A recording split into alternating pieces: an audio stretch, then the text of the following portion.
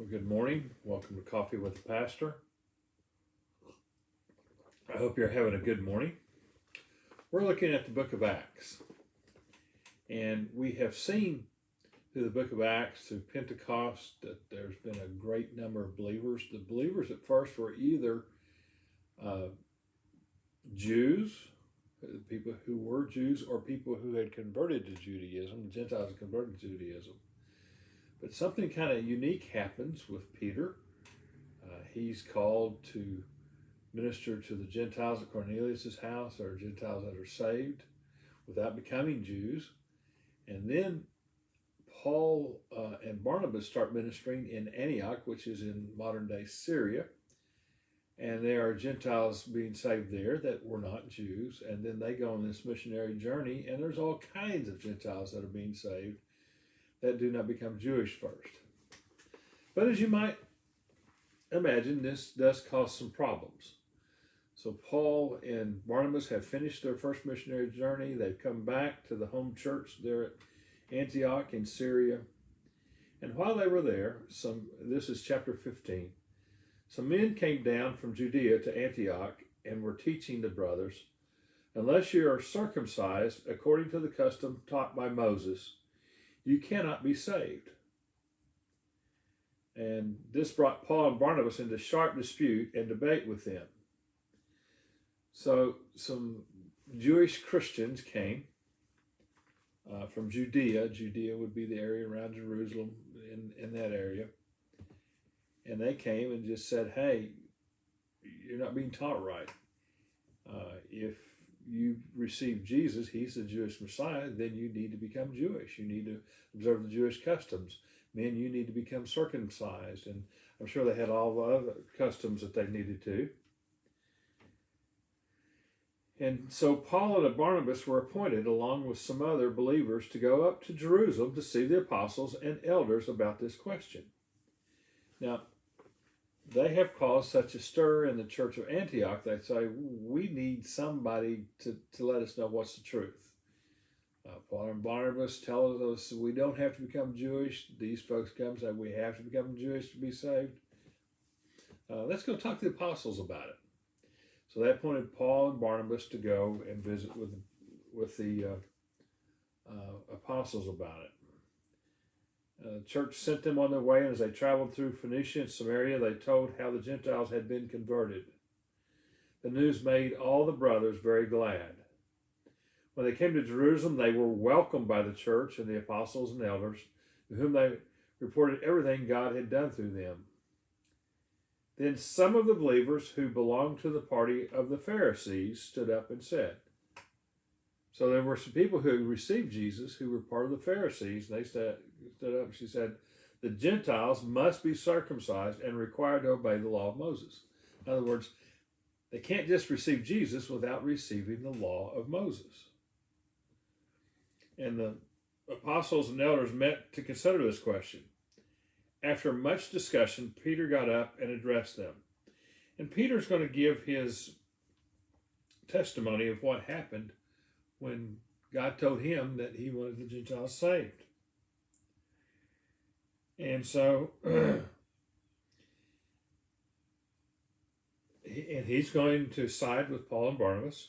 Verse 10, he's going to say, now then, why do you try to test God by putting on the necks of the disciples a yoke that neither we nor our fathers have been able to bear?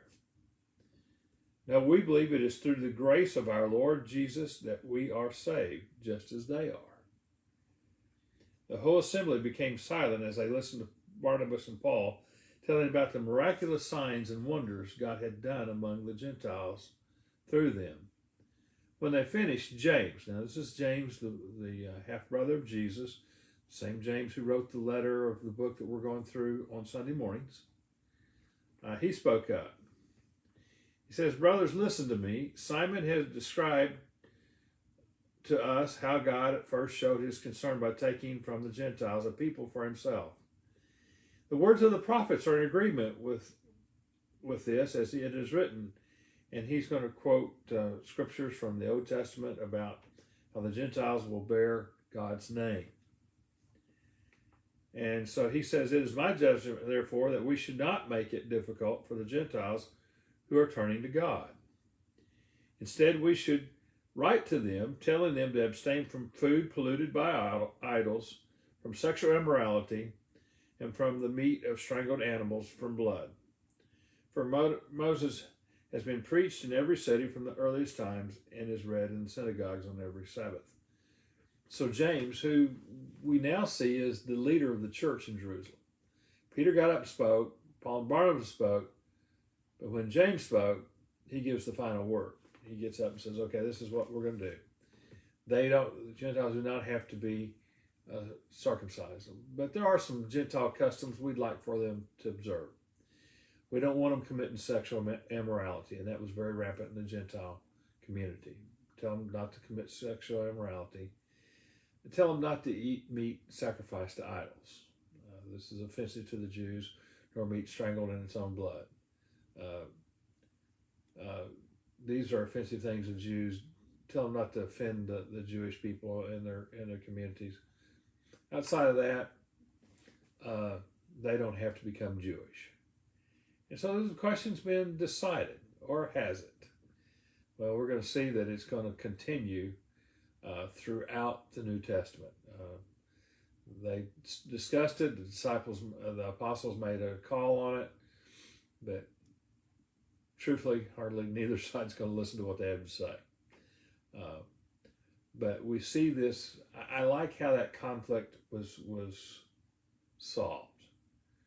There became a dispute there at the church at Antioch. Some people came and caused some trouble. And rather than letting it stir, let some dividing up sides, they said, let's just go to some wise Christians and let them help us decide this. So let's go get their opinion. That's a good thing to do.